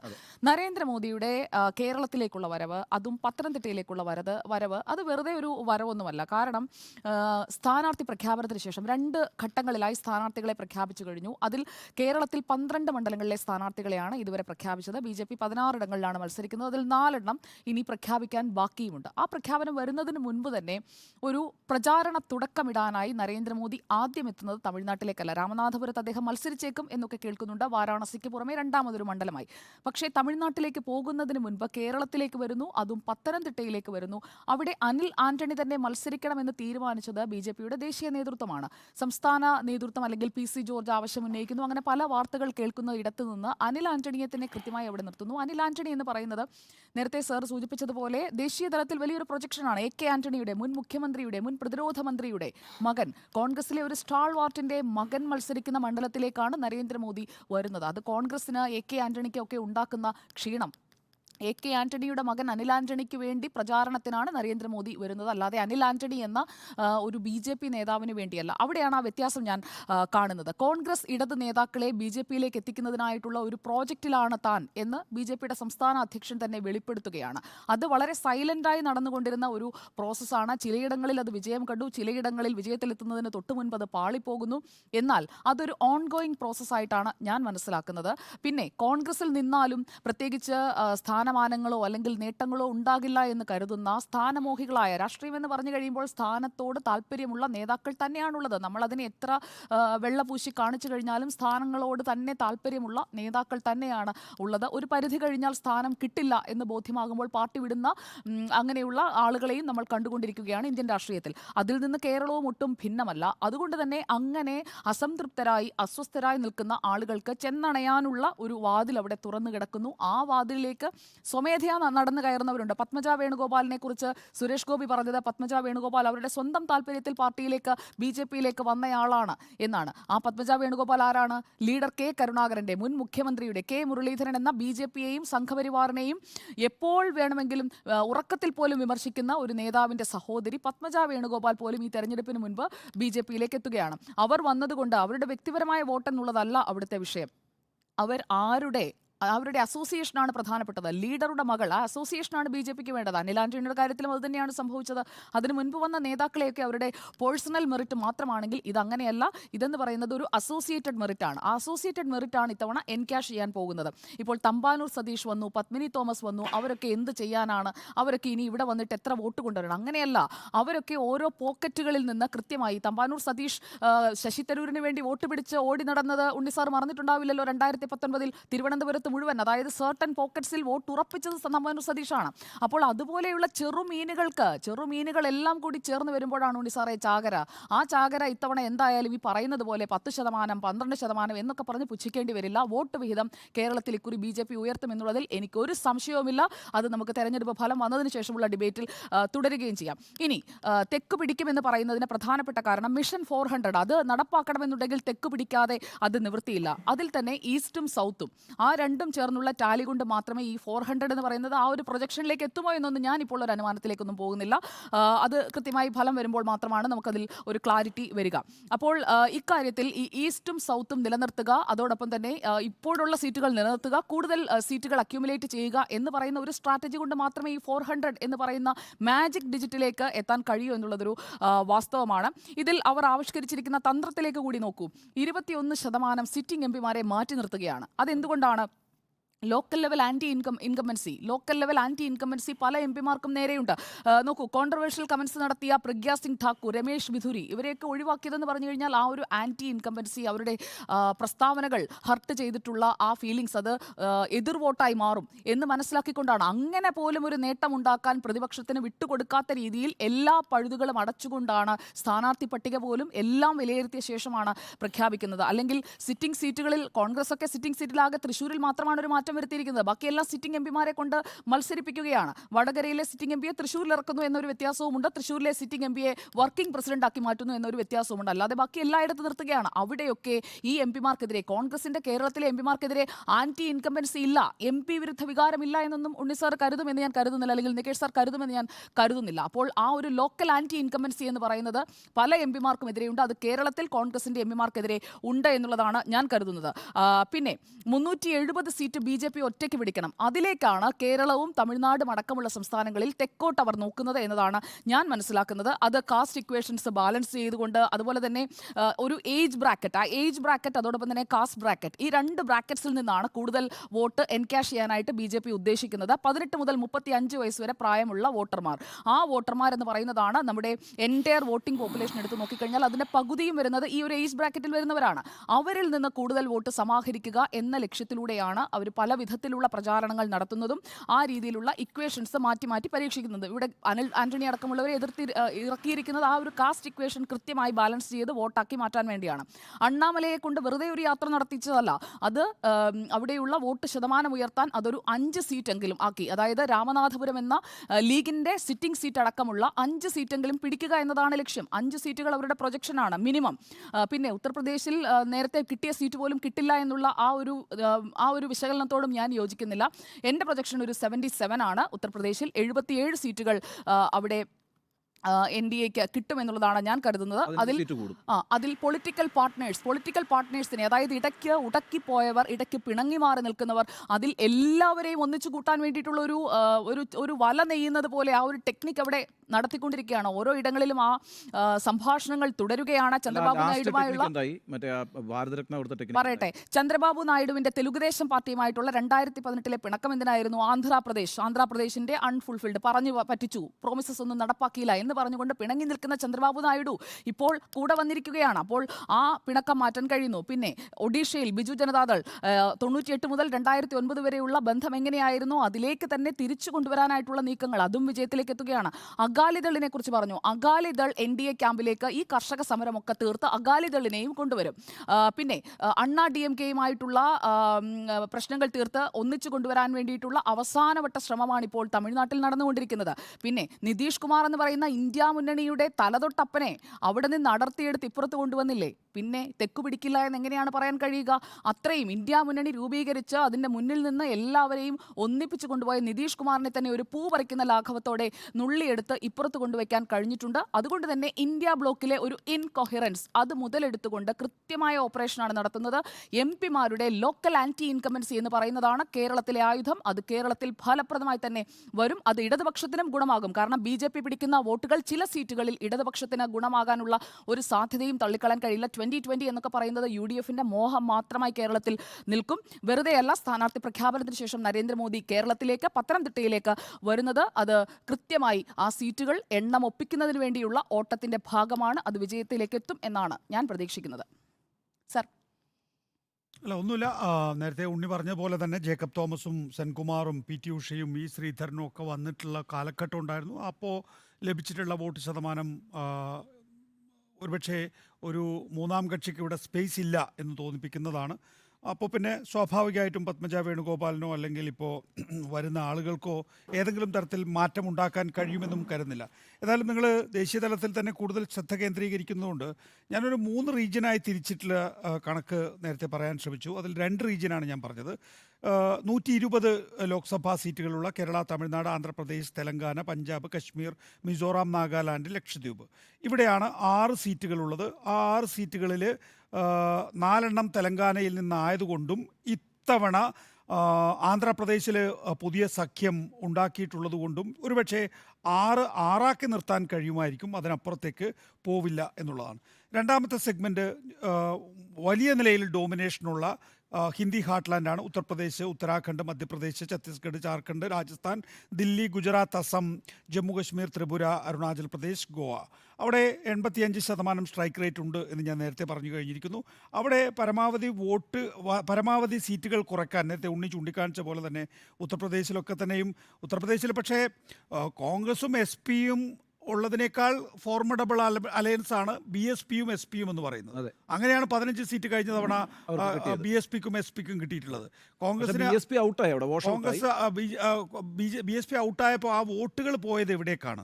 അത് BJPയിലേക്കാണ് കൂടുതലായും പോയിട്ടുള്ളത്. ദളിത് വോട്ടുകൾ പരമാവധി BJP പിടിച്ചു കഴിഞ്ഞിരിക്കുന്നു. പിന്നെയുള്ളതെന്ന് വെച്ച് കഴിഞ്ഞാൽ ഈ യാദവ് മുസ്ലിം വോട്ടുകളാണുള്ളത്. മുസ്ലിം വോട്ടിൻ്റെ ഒരു കൺസോൾട്ടേഷൻ ഉണ്ടാകും. അതുപോലെ തന്നെ യാദവ് വോട്ടുകൾ ഒരു പരിധിവരെ നിലനിർത്താൻ കഴിയും. OBC യഥാർത്ഥത്തിൽ BJPയിലേക്ക് പോയി കഴിഞ്ഞിരിക്കുന്നു. 15 സീറ്റ് കിട്ടും എന്ന് ഞാൻ വിചാരിക്കുന്നില്ല. അങ്ങനെ ചില മാറ്റങ്ങളുണ്ടാവും. നോക്കുക, അവിടെ ഒരു 20 സീറ്റുകളിൽ മാറ്റം വരുത്തിയാൽ തന്നെ വലിയ മാറ്റമാണ്. അങ്ങനെ ആ വലിയ മാറ്റം ഉണ്ടാക്കാൻ ഈ പറയുന്ന 223 സീറ്റുകളിൽ പിന്നെ വരാനുള്ളത് മഹാരാഷ്ട്ര, ബീഹാർ, വെസ്റ്റ് ബംഗാൾ, ഹിമാചൽ പ്രദേശ്, കർണാടക, ഹരിയാന, ഒഡീഷ, സിക്കിം, മണിപ്പൂർ, മേഘാലയ, പിന്നെ ലഡാക്ക്, ചണ്ഡീഗഡ്, പോണ്ടിച്ചേരി പോലുള്ള കേന്ദ്രഭരണ പ്രദേശങ്ങൾ. അവിടെ 200 സീറ്റുകളാണ്. അവിടെ 107 സീറ്റുകൾ BJPക്ക് ഒറ്റയ്ക്കും 147 സീറ്റുകൾ സഖ്യകക്ഷികൾക്കുമായിട്ട് കിട്ടിയിട്ടുണ്ട്. ഈ മേഖലയിൽ ഒരു 30 സീറ്റുകൾ കൂടി കുറയ്ക്കാൻ സാധിക്കുകയാണെങ്കിൽ, ഇപ്പോൾ മഹാരാഷ്ട്രയിലും ഒരു ഫോർമഡബിൾ അലയൻസ് ഉണ്ട്. NCPയെയും ശിവസേനയും പിളർത്തിയെങ്കിൽ തന്നെയും കൂടുതൽ കക്ഷികൾ അവിടെ, വഞ്ചിത് ബഹുജൻ അഗാഡി അടക്കമുള്ള സംവിധാനങ്ങൾ അവിടെ ഉണ്ടായിട്ടുണ്ട്. അതുപോലെ തന്നെ ബീഹാറിൽ CPM പോലുള്ള പാർട്ടികൾ വന്നിട്ടുണ്ട് കൂടെ. ബംഗാളിൽ ഇപ്പോൾ മമതാ ബാനർജിയുടെ ചിത്രം വളരെ ഗൗരവമുള്ള ചിത്രമാണ് കേട്ടോ. ഗൗരവമുള്ള പരിപാടി. ട്രെഡ്മില്ലിൽ നിന്ന് വീഴുക എന്ന് പറഞ്ഞാൽ നമ്മൾ സാധാരണ ഇതിൽ ട്രെഡ്മില്ലിൽ തെറിച്ചു പോകും. അതൊരു വലിയ അപകടം പിടിക്കുന്ന ഒരു സംഭവം അത്. അപ്പോൾ എല്ലാ ഇലക്ഷനും മുമ്പ് മമതാ ബാനർജിക്ക് നേരത്തെ ഒരു കാർ ആക്സിഡന്റ് ഉണ്ടായിരുന്നു കഴിഞ്ഞ പ്രാവശ്യം എന്തോ BJPയുടെ അറ്റാക്കിനെയൊക്കെ ആയിട്ട് അവർ കണക്ട് ചെയ്തിരുന്നത്. എന്തായാലും അതൊരു സീരിയസ് പരിക്കാണ്.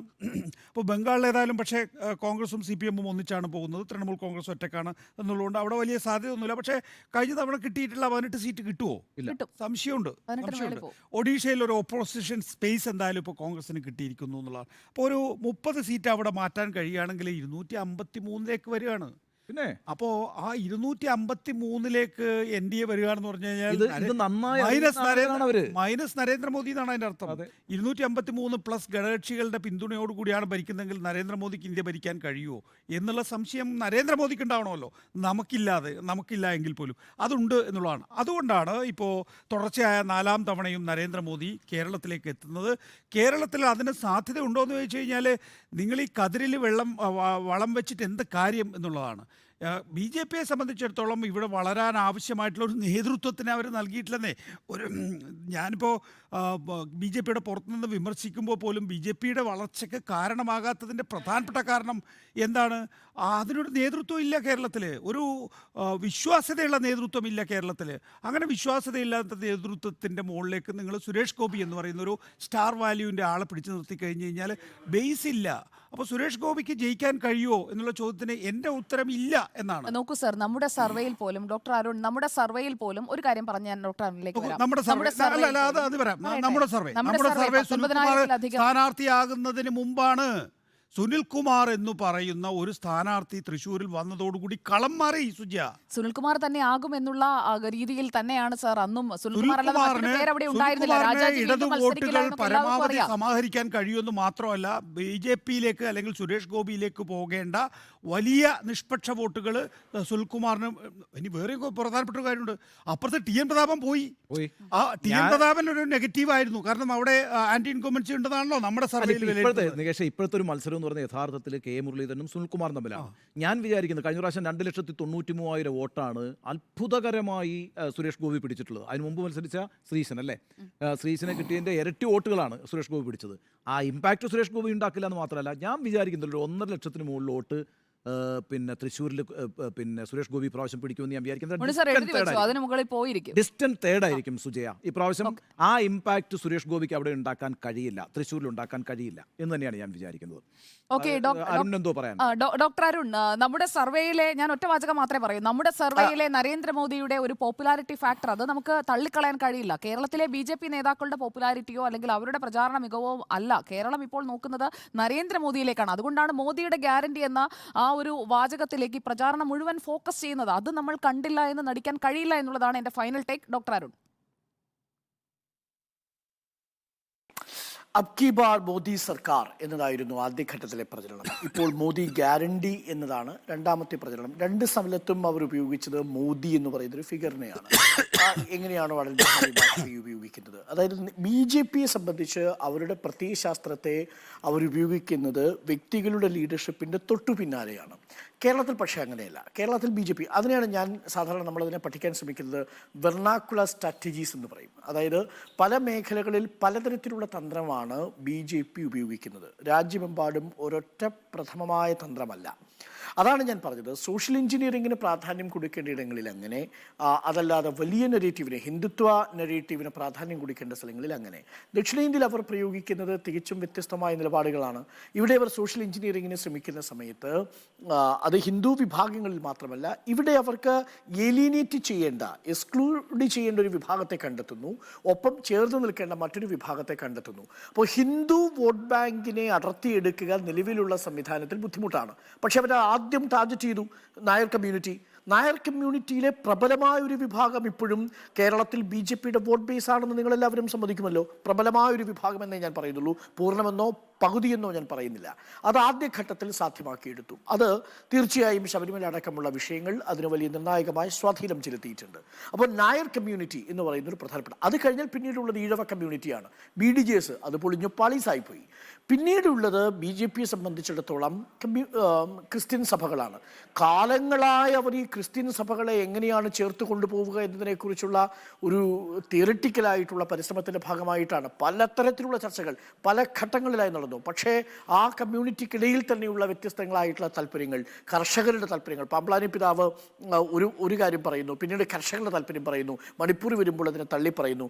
അതിനെയൊക്കെ അതിജീവിച്ച്, അതാണ് ഞാൻ നേരത്തെ സൂചിപ്പിക്കാൻ ശ്രമിച്ചത്, പത്തനംതിട്ടയിലൂടെ നിങ്ങൾ കടന്നു പോകുമ്പോൾ സഭാ നേതൃത്വങ്ങളെ വളരെ വിദഗ്ധമായ രീതിയിൽ മാനേജ് ചെയ്തുകൊണ്ടിരിക്കുന്ന ഒരു BJP നിങ്ങൾക്ക് കാണാം. അപ്പോൾ ആ സോഷ്യൽ എഞ്ചിനീയറിംഗ് പ്രോസസ്സിനെ, മതപരമായൊരു സോഷ്യൽ എഞ്ചിനീയറിംഗ് പ്രോസസ്സിനെ കേരളത്തിൽ ഉപയോഗിക്കുന്നത് മറ്റ് സംസ്ഥാനങ്ങളിൽ നിന്ന് വ്യത്യസ്തമായിട്ടാണ്. ഇവിടെ അവർ ടാർഗറ്റ് ചെയ്യുന്നത് ക്രിസ്ത്യൻ കമ്മ്യൂണിറ്റി പ്ലസ് നായർ എന്ന് പറയുന്ന ഒരു കമ്മ്യൂണിറ്റി വോട്ട് ബേസിനെയാണ്. ഇടവ കമ്മ്യൂണിറ്റി BDJസിനെ കൊണ്ട് അവർ ശ്രമിച്ചു, പക്ഷേ അത് പരാജയപ്പെട്ടു. അപ്പോൾ ആ ഇക്വേഷൻസിനെ അവർക്ക് ഈ തെരഞ്ഞെടുപ്പിൽ പൂർണ്ണമായും ഉപയോഗപ്പെടുത്താൻ കഴിഞ്ഞില്ലെങ്കിലും 2029 തെരഞ്ഞെടുപ്പ് ആകുമ്പോഴേക്കും അങ്ങനെ ഒരു നെറേറ്റീവ് രൂപപ്പെടുത്തിയെടുക്കാൻ സാധിക്കും. ഇപ്പോൾ ചില റെഫറൻസ് പോയിന്റുകളാണ് അവർക്ക് കിട്ടിയിരിക്കുന്നത്. നേരത്തെ സെൻകുമാർ ആണെങ്കിലും ശരി, മറ്റു മേഖലയിൽ ശ്രീധരനാണെങ്കിലും ശരി, ഈ PT ഉഷ ആണെങ്കിലും ശരി, ഇവരാരും ക്രൗഡ് പുള്ളേഴ്സോ മൊബിലൈസേഴ്സോ ആയിരുന്നില്ല. അവരുടെ അഡ്മിനിസ്ട്രേറ്റീവ് അല്ലെങ്കിൽ സ്പോർട്സ് മേഖലകളിലൊക്കെ പ്രാഗൽഭ്യം തെളിയിച്ച സമൂഹത്തിലെ ഐക്കണുകളായി മാറിയവരെയാണ്. ഇങ്ങനെയുള്ള ആളുകൾ വേണം. കാര്യം ഇവിടെ സീറോയാണ് അവരുടെ പ്രസൻസ് എന്ന് പറയുന്നത്. അവിടെ നിന്നാണ് അവർ ഈ പറയുന്ന സോഷ്യൽ എഞ്ചിനീയറിംഗ് വലിയ ശക്തമായ രീതിയിൽ കൊണ്ടുവരുന്നത്. അപ്പോൾ ആദ്യം ഈ സ്ട്രാറ്റജി കൊണ്ടുവരും, സ്ട്രാറ്റജിക്ക് ശേഷമാണ് അവർ ലീഡറിനെ തിരയുന്നത്. മറ്റ് സംസ്ഥാനങ്ങളിൽ അങ്ങനെയല്ല. ഇപ്പോൾ യോഗി ആദിത്യനാഥ് വരുമ്പോൾ സ്ട്രാറ്റജിയും വ്യക്തിയും ഒരാൾ തന്നെയാണ്. കേരളത്തിൽ അങ്ങനെ ഒരാളില്ല. കെ സുരേന്ദ്രൻ വരുമ്പോൾ ബീഫ് തിന്നോ ഇല്ലയോ എന്നുള്ളതായിരുന്നു കേരളത്തിലെ ചർച്ച. ആ ചർച്ച വന്നതോടുകൂടി ഉള്ളി സുരേന്ദ്രൻ എന്ന പേരോടുകൂടി അദ്ദേഹത്തിൻ്റെ സ്ട്രാറ്റജിയും വ്യക്തിയും രണ്ടായി തീർന്നു. ശബരിമലയിലേക്കുള്ള അദ്ദേഹത്തിൻ്റെ യാത്രയും കൂടി ദൃശ്യങ്ങൾ വന്നതോടുകൂടി അദ്ദേഹത്തിന് വ്യക്തി എന്ന നിലയിലും സ്ട്രാറ്റജി എന്ന നിലയിലും രണ്ട് തരത്തിലുള്ള സ്വഭാവം വന്നു. ശശികല അടക്കമുള്ളവർ അതിനെ പൂർണ്ണമായിട്ടും ഇല്ലാതാക്കുന്ന ഘട്ടമുണ്ടാക്കി. പക്ഷേ അതിനുശേഷം BJP കൺസിസ്റ്റൻ്റായി ശ്രമിച്ചുകൊണ്ടിരിക്കുന്നത് സ്ട്രാറ്റജിയെ മുൻനിർത്തി കൺവിൻസിംഗ് ആയ ക്രെഡിബിളായ ആളുകളെ കൊണ്ടുവരിക. അതിലവർ വിജയിച്ചു എന്ന് തുടങ്ങിയൊരു ഘട്ടത്തിലാണ് സുരേഷ് ഗോപി തൃശ്ശൂരിലേക്ക് എത്തുന്നത്. സുരേഷ് ഗോപിക്കാണ് പിന്തുണ എന്ന് നിങ്ങൾ ഓർമ്മിക്കണം. നേരത്തെ നമ്മുടെ സർവേയിൽ തന്നെ പറയുന്നത് അവിടെ സുരേന്ദ്രനല്ല പിന്തുണയുള്ളത്, മുരളീധരനല്ല പിന്തുണയുള്ളത്, ശോഭാ സുരേന്ദ്രനല്ല പിന്തുണയുള്ളത്, അവിടെ പിന്തുണയുള്ളത് സുരേഷ് ഗോപിക്കാണ്. സുരേഷ് ഗോപി കഴിഞ്ഞാൽ ആർ എന്ന ചോദ്യത്തിന് കേരളത്തിലൊരു ഉത്തരമില്ല എന്നുള്ളതാണ് ഇപ്പോഴും നിൽക്കുന്നത്. ആ വാക്വത്തെ ഫില്ല് ചെയ്യുക എന്നതാണ് BJP നേരിടുന്ന പ്രശ്നം. പക്ഷേ നിർഭാഗ്യവശാൽ BJPയിലേക്ക് അങ്ങനെ വാക്വത്തെ ഫില്ല് ചെയ്യുന്ന രീതിയിലേക്ക് ആളുകൾ പോകുന്നില്ല എന്നുള്ളതാണ്. ഇനി അവർ ഒരു കാര്യം കൂടി ഞാൻ പറയാം, അവർ നോട്ടമിടുന്നത് ക്രെഡിബിളായ ഒരു ലീഡറിനെ കിട്ടുക എന്നുള്ളത്. ഒരുപക്ഷെ NK പ്രേമചന്ദ്രനെ അവർക്ക് BJP പക്ഷത്തേക്ക് കൊണ്ടുപോകാൻ സാധിച്ചാൽ അതിന് സാധിക്കുമെന്ന് ഞാൻ കരുതുന്നില്ല. കാര്യം NK പ്രേമചന്ദ്രൻ ഇപ്പോഴും BJP വിരുദ്ധ നിലപാടാണ് എടുക്കുന്നത്. NK പ്രേമചന്ദ്രൻ BJP കളത്തിലേക്ക് മാറുകയാണെങ്കിൽ ഈ ഇക്വേഷൻസിൽ ഒരു ചെറിയ മാറ്റം വരുത്താൻ സാധിക്കും. സ്ട്രാറ്റജിക്കൊപ്പം കൺവിൻസിംഗ് ആയ ക്രെഡിബിൾ ആയ ഒരു പാർട്ണറെ ഒപ്പം കിട്ടും. അതല്ലാതെ മറ്റേതെങ്കിലും നേതാക്കളെ, ഇപ്പോൾ നമ്മൾ പറഞ്ഞു കേൾക്കുന്ന നേതാക്കളെ, പഴയ മന്ത്രിമാരെ ഒക്കെ കൊണ്ടുപോകുന്നത് കൊണ്ട് ഒന്നും സംഭവിക്കാൻ പോകുന്നില്ല. അത് വലിയ ഒരു കടലിൽ ഇങ്ങനെ ഉപ്പ് കലർത്തുന്നത് പോലെയോ പഞ്ചസാര കലക്കുന്നത് പോലെയോ ഉള്ളൂ. അത് അബ്സോർബ് ചെയ്ത് അങ്ങ് പോവുകയുള്ളൂ. ഒരു മാറ്റം ഉണ്ടാക്കാൻ പോകുന്നില്ല. ഒരു കാര്യം ഞാൻ കൂട്ടിച്ചേർത്തോട്ടെ. സുപ്രീം കോടതിയിൽ നിന്ന് ഇലക്ട്രൽ ബോണ്ടിന്റെ വിവരങ്ങൾ ഇപ്പോൾ SBIയിലൂടെ തെരഞ്ഞെടുപ്പ് കമ്മീഷനിലെത്തി. തെരഞ്ഞെടുപ്പ് കമ്മീഷൻ ഇപ്പോൾ അത് പ്രസിദ്ധീകരിച്ചിരിക്കുകയാണ്. നോക്കൂ, ഈ ലോക്സഭാ തെരഞ്ഞെടുപ്പിലെ ഏറ്റവും പ്രധാനപ്പെട്ട തെരഞ്ഞെടുപ്പ് വിഷയമായി മാറാൻ പോവുകയാണിത് എന്നുള്ളതാണ്. ആരൊക്കെയാണ് സംഭാവന നൽകിയിരിക്കുന്നത്? സാന്റിയാഗോ മാർട്ടിൻ്റെ future gaming and hotel services 1000 കോടിയിലധികം രൂപയുടെ ബോണ്ടുകൾ വാങ്ങിക്കൂട്ടി രാഷ്ട്രീയ പാർട്ടികൾക്ക് സംഭാവന നൽകിയിട്ടുള്ളതാണ്. അതായത് സാന്റിയാഗോ മാർട്ടിൻ എന്ന് പറയുന്നത് നമ്മുടെയൊക്കെ ജീവിതത്തിൽ നടന്ന കാര്യമാണ്. ഈ കേരളത്തിൽ ഈ അന്യസംസ്ഥാന ലോട്ടറി ഉണ്ടല്ലോ, ആ സമയത്ത് ഞാനൊക്കെ ടെലിവിഷൻ നടത്തിയിട്ടുള്ള ആളായതുകൊണ്ട് പറയാണ്, കോടികളുടെ വാഗ്ദാനമാണ്. അതായത് ഇവർക്ക് ഈ അന്യസംസ്ഥാന ലോട്ടറി വിൽക്കാനുള്ള ഒരു അനുമതി വാങ്ങിക്കൊടുത്താൽ ഇവിടുത്തെ പത്രങ്ങൾക്ക് ഇവിടുത്തെ ടെലിവിഷൻ ചാനലുകൾക്ക് മുമ്പിലുള്ള അവരുടെ ഓഫർ എന്ന് പറയുന്നത് നിങ്ങൾക്ക് കേട്ടാൽ ഞെട്ടിപ്പോകും. അപ്പോൾ അവരൊക്കെ എങ്ങനെയാണ് കാര്യങ്ങൾ നടത്തിയിരുന്നത് എന്നുള്ളത് നമുക്ക് വ്യക്തിപരമായി അറിയാം. ഇതാ നോക്കൂ, ഇപ്പോൾ കേന്ദ്ര സർക്കാരിൽ അതും ED അന്വേഷണം നിലനിൽക്കുന്ന ഘട്ടത്തിൽ 1000 കോടിയിലധികം രൂപയാണ് ഈ സാന്റിയാഗോ മാർട്ടിൻ ഇലക്ട്രൽ ബോണ്ടായി നൽകിയിരിക്കുന്നത്. തീർന്നിട്ടില്ല. ഇനിയുള്ള പ്രധാനപ്പെട്ട BJPക്ക് ആയിരിക്കുമല്ലോ മഹാഭൂരിപക്ഷവും. അതിനകത്ത് കണക്കിപ്പം വേർതിരിച്ച് വരാനൊന്നും അധികം മണിക്കൂറുകൾ വേണ്ട എന്നുള്ളതാണ് ഏറ്റവും പ്രധാനപ്പെട്ട കാര്യം. 1302 കോടിയാണ് കേട്ടോ MV നികേഷ് കുമാർ. 1000-ലധികം കോടി എന്നാണ് ഞാൻ പറഞ്ഞത്. 1302 കോടിയായിരിക്കും. അതാണ് മറ്റൊന്ന്. ഈ കോവിഡ് വാക്സിൻ നൽകിയിട്ടുള്ള ഈ കോവിഡ് വാക്സിൻ ആര് നൽകണം, ആരുടെ വാക്സിൻ ആദ്യം അംഗീകരിക്കണം എന്നൊക്കെ ആ കോവിഡ് കാലഘട്ടത്തിലുള്ള പ്രധാനപ്പെട്ട ചർച്ചയും നമ്മൾ ആകാംക്ഷാപൂർവ്വം കാത്തുനിന്നുവാണല്ലോ. ഈ വാക്സിൻ കമ്പനിയായിട്ടുള്ള ഭാരത് ബയോടെക്കും ബോണ്ട്, ഈ കോടികളുടെ ബോണ്ട് വാങ്ങിയിരിക്കുകയാണ്. അപ്പോൾ ഞാൻ പറയുന്നത് ഇതായിരിക്കും പ്രധാനപ്പെട്ട ചർച്ച. CA ഒക്കെ കൊഴിഞ്ഞു പോകും. അതിലൂടെ ഒരു രാഷ്ട്രീയ മതപരമായിട്ടുള്ള ധ്രുവീകരണമൊക്കെ ഉണ്ടാക്കാൻ കഴിയുമെങ്കിൽ തന്നെ പ്രധാന ചർച്ചാ വിഷയം എന്താ സംശയം? ഇന്ത്യ കണ്ടിട്ടുള്ള ഏറ്റവും വലിയ അഴിമതിയാണ് ഇലക്ട്രൽ ബോണ്ട് എന്ന കാര്യത്തിൽ ഒരു സംശയം. അതിന്മേൽ ഗംഭീര ചർച്ച നടക്കും. നാളെ എന്നല്ല, നമ്മൾ തുടർച്ചയായ ദിവസങ്ങളിൽ ചർച്ച ചെയ്യും. ഓക്കെ ഡോക്ടർ അരുൺ, നമുക്ക് ഇന്ന് അവസാനിപ്പിച്ചാലോ? നാളെ നമുക്ക് വിശദമായിരിക്കാം ഈ വിഷയത്തിൽ, electoral bond. Thank you doctor Arun. ഇടുക്കിയിൽ അശ്വമേധ ഗംഭീരമാവട്ടെ. മീറ്റ് ദ എഡിറ്റേഴ്സ് പൂർണ്ണമാകുമ്പോഴേക്ക് നമുക്ക് ഇന്നത്തെ വിഷയത്തിന്റെ ഫലത്തിലേക്ക് വരാം. തെക്ക് പിടിക്കുമോ മോദി എന്ന ചോദ്യത്തിന് പിടിക്കുമെന്ന് ഞാൻ പറയുന്നു, ഇവർ 3 പേരും പിടിക്കില്ല എന്നും പറയുന്നു. ഉത്തരത്തിലേക്ക്